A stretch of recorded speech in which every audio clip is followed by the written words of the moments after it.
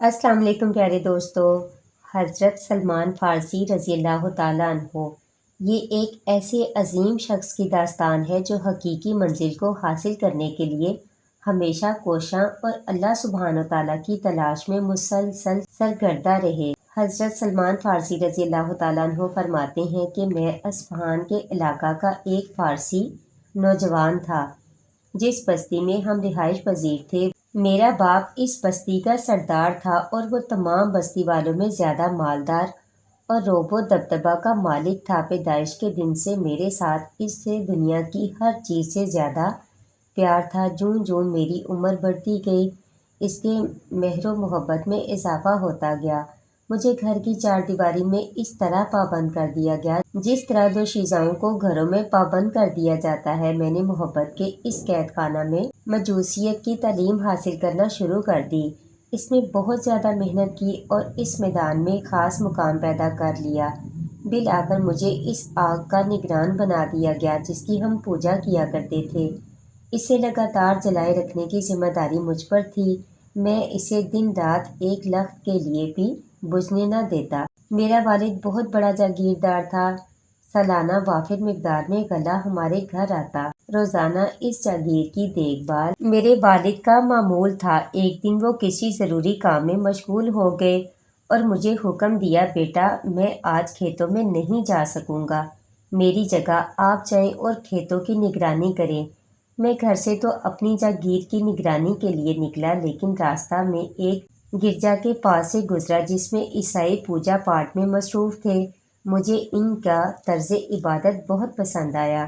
مجھے ان دنوں عیسائیت یا دیگر ادیان کے متعلق کچھ علم نہ تھا، اس لیے کہ میرا والد مجھے گھر سے کسی وقت باہر نکلنے ہی نہیں دیتا تھا۔ اس روز جب میں نے گرجا کے اندر سے عیسائیوں کی اجتماعی آوازیں سنیں تو میں بے اختیار اس کے اندر چلا گیا۔ جب میں نے غور سے انہیں دیکھا کہ وہ سب عبادت میں مصروف ہیں تو مجھے ان کی عبادت کا انداز بہت پسند آیا اور میں ان کے دین کی طرف راغب ہو گیا۔ میں نے اپنے دل میں کہا، خدا کی قسم یہ دین تو اس سے کہیں بہتر ہے جو ہم نے اختیار کر رکھا ہے۔ باخدا میں غروب آفتاب تک وہیں رہا اور اس دن کھیتی باڑی کی نگرانی کے لیے نہ گیا۔ میں نے اہل کنیسہ سے دریافت کیا، اس دین کا مرکز کہاں ہے؟ انہوں نے مجھے بتایا، شام میں جب رات ہوئی تو میں اپنے گھر واپس لوٹ آیا۔ باپ نے مجھ سے پوچھا، آج دن بھر آپ نے کون سا کام سر انجام دیا؟ میں نے عرض کی، ابا جان آج کھیتوں کی طرف جاتے ہوئے میرا کنیسہ کے پاس سے گزر ہوا۔ میں نے دیکھا کہ کچھ لوگ اندر عبادت میں مصروف ہیں۔ مجھے ان کی عبادت کا انداز بہت پسند آیا۔ شام تک میں انہی کے پاس بیٹھا رہا۔ میرا باپ یہ باتیں سن کر گھبرا گیا اور اس نے اپنا دل پکڑ کر کہا، بیٹا اس دین میں کوئی خیر و بھلائی نہیں، تیرے آباء و اجداد کا دین اس سے کہیں بہتر ہے۔ میں نے کہا، ابا جان ہرگز نہیں، خدا کی قسم ان لوگوں کا دین ہمارے دین سے بہت بہتر ہے۔ میرا باپ میری جانب سے یہ جواب سن کر بہت پریشان ہوا۔ اسے اندیشہ لاحق ہو گیا کہ کہیں میں اپنے آبائی دین سے منحرف نہ ہو جاؤں۔ اس نے مجھے گھر میں قید کر دیا اور میرے پاؤں میں زنجیر ڈال دی۔ ایک دن مجھے موقع ملا تو میں نے گرجے میں یہ پیغام بھیجا، جب کوئی ملک شام کو جانے والا قافلہ آپ کے ہاں سے گزرے تو مجھے ضرور اطلاع دینا۔ تھوڑے ہی دنوں کے بعد ایک قافلہ وہاں پہنچا جو شام جا رہا تھا۔ اہل کنیسہ نے مجھے اطلاع کر دی۔ میں نے پورے زور سے جھٹکا دیا، زنجیر ٹوٹ کر دور جا گری اور میں چپکے سے باہر نکل آیا اور قافلے کے ساتھ ہو لیا۔ چند دنوں بعد ہم شام پہنچ گئے۔ وہاں سے میں نے دریافت کیا، اس ملک میں سب سے اعلیٰ مذہبی شخصیت کون ہے؟ لوگوں نے مجھے بتایا، چرچ کا نگران اعلیٰ۔ میں اس کی خدمت میں حاضر ہوا اور عرض کی، مجھے عیسائیت میں دلچسپی ہے، میری دلی تمنا ہے میں آپ کے پاس رہوں، عیسائی مذہب کی تعلیم حاصل کروں اور آپ کی رہنمائی میں عبادت کروں۔ میری معروضات سن کر اس نے مجھے اپنے پاس رہنے کی اجازت دے دی۔ میں نے جی بھر کر اس کی خدمت کی، لیکن تھوڑے ہی عرصہ بعد مجھے معلوم ہو گیا کہ یہ آدمی اچھا نہیں ہے۔ یہ اپنے پیروکاروں کو صدقہ و خیرات کرنے کا حکم دیتا اور جب اپنے مال و متاع لے کر اس کی خدمت میں حاضر ہوتے تاکہ اس کے ذریعے صدقہ و خیرات کیا جائے تو یہ سب مال خود ہڑپ کر جاتا، فقراء مساکین کو اس میں سے کچھ نہ دیتا۔ اس طرح اس نے 7 مٹکے سونے اور چاندی سے بھر لیے۔ جب میں نے اس کی یہ حرکات دیکھی تو مجھے وہ شخص بہت برا لگا، لیکن چند ہی دنوں کے بعد موت نے اسے آ لیا۔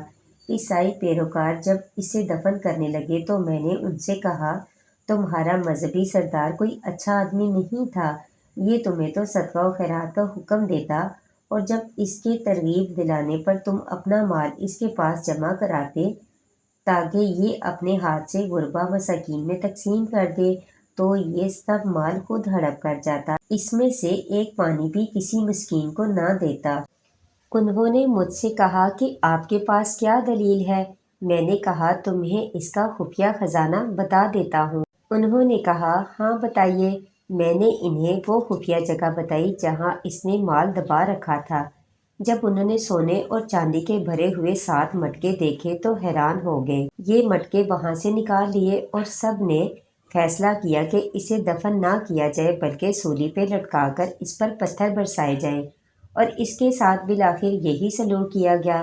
چند دن گزرنے کے بعد لوگوں نے ایک دوسرے کو اپنا مذہبی رہنما منتخب کر لیا۔ میں نے اس کی خدمت شروع کر دی اور اس سے تعلیم حاصل کرنے لگا۔ میں نے دیکھا یہ شخص تو بہت بڑا زاہد، آخرت کا متمنا اور دن رات عبادت میں مصروف رہنے والا ہے۔ اس کے یہ اوصاف دیکھ کر مجھے اس سے بے انتہا عقیدت و محبت ہو گئی۔ میں اس کی خدمت میں بہت عرصہ تک رہا۔ جب اس کی موت کا وقت قریب آیا تو میں بہت افسردہ ہوا۔ روتے ہوئے اس کی خدمت میں عرض کی، حضرت میں اب کہاں جاؤں؟ میرے لیے کیا حکم ہے؟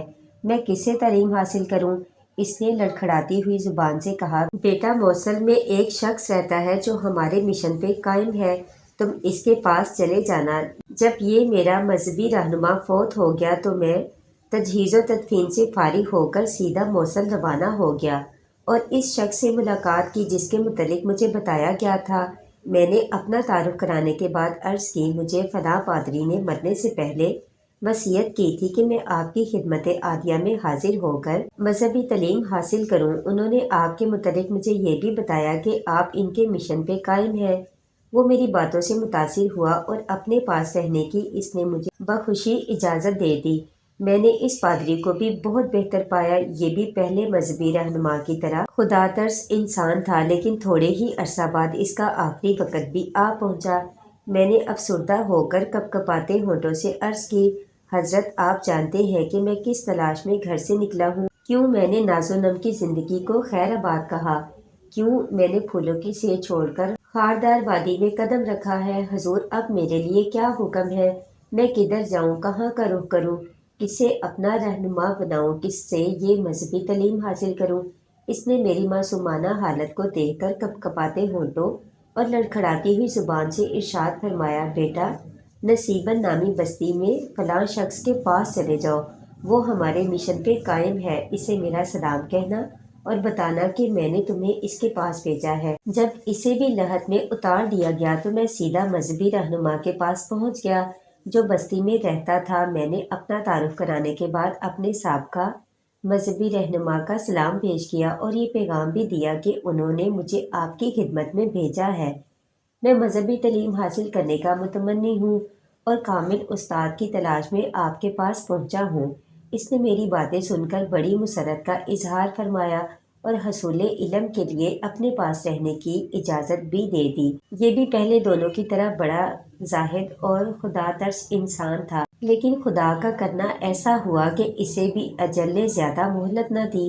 جب اس کی موت کا وقت قریب آیا تو میں نے افسردگی کے عالم میں ان کے سرہانے بیٹھ کر عرض کی، حضرت آپ میری تمنا کو جانتے ہیں، اب میرے لیے کیا حکم ہے؟ اپنے درد کا حال کسے سناؤں؟ کسے اپنا رہنما بناؤں؟ اب کون میرے زخموں پہ مرہم لگائے گا؟ اس نے میری کیفیت دیکھ کر بڑے ہی مشفقانہ انداز میں کہا، بیٹا اموریہ بستی میں فلاں شخص کے پاس چلے جاؤ، وہ ہمارے مشن پہ قائم ہے۔ تجہیز و تدفین سے فارغ ہو کر میں اسے جا ملا۔ اپنا تعارف کرانے کے بعد سابقہ مذہبی رہنما کا اسے پیغام دیا تو اس نے مجھے اپنے پاس رہنے کی اجازت دے دی۔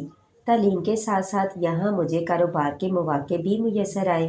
کاروبار میں بہت برکت ہوئی، جس سے بہت سی گائے اور بکریاں میرے پاس جمع ہو گئی، لیکن قدرت کا کرنا ایسا ہوا کہ انہیں بھی زیادہ مہلت نہ ملی۔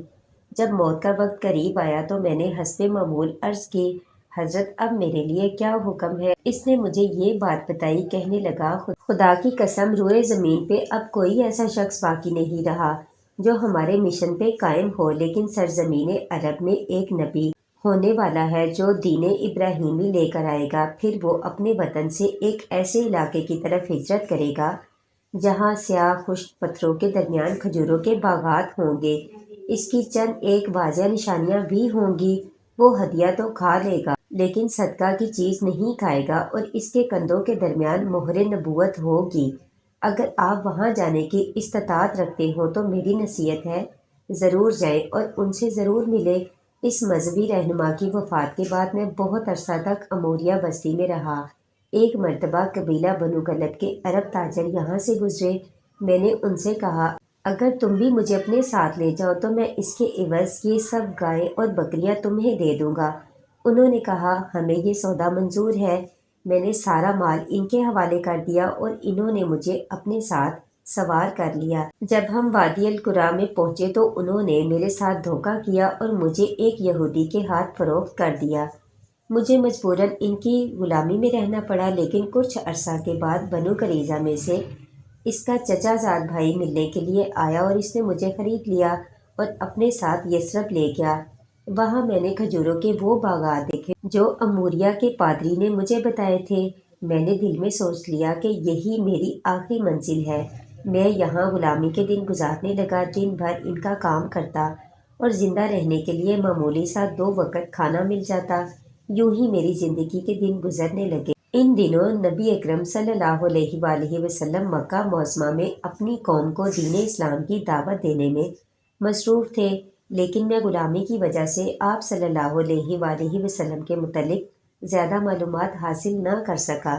تھوڑے ہی عرصہ بعد آپ صلی اللہ علیہ وآلہ وسلم ہجرت کر کے یثرب پہنچ گئے۔ میں اس وقت کھجور کی چوٹی پر کام میں مصروف تھا۔ میرا آقا نیچے کھجور کے درخت کے پاس بیٹھا ہوا تھا۔ اس کا چچا زاد بھائی دوڑتا ہوا آیا، سانس پھولا ہوا تھا، گھبراہٹ کے عالم میں کہنے لگا، خدا بنو قیلہ کو تباہ کرے، وہ آج قبا میں اس شخص کے استقبال کے لیے جا رہے ہیں جو مکہ سے ہجرت کر کے آ رہا ہے اور اس کا دعویٰ ہے کہ میں نبی ہوں۔ میں نے جب کھجور کی چوٹی پہ اس کی بات سنی تو میرے بدن میں کپ کپی طاری ہو گئی۔ مجھے خطرہ لاحق ہوا، کہیں میں نیچے ہی نہ گر جاؤں۔ میں جلدی سے نیچے اترا اور بے خودی میں آنے والے شخص سے کہا، خدا کے لیے آپ مجھے دوبارہ بتائیں کیا خبر ہے؟ میری یہ حالت دیکھ کر میرے آقا کو غصہ آیا اور اس نے مجھے زوردار تھپڑ اور مکے رسید کرنے شروع کر دیے اور بڑبڑایا کہ تجھے اس سے کیا، چل تو اپنا کام کر۔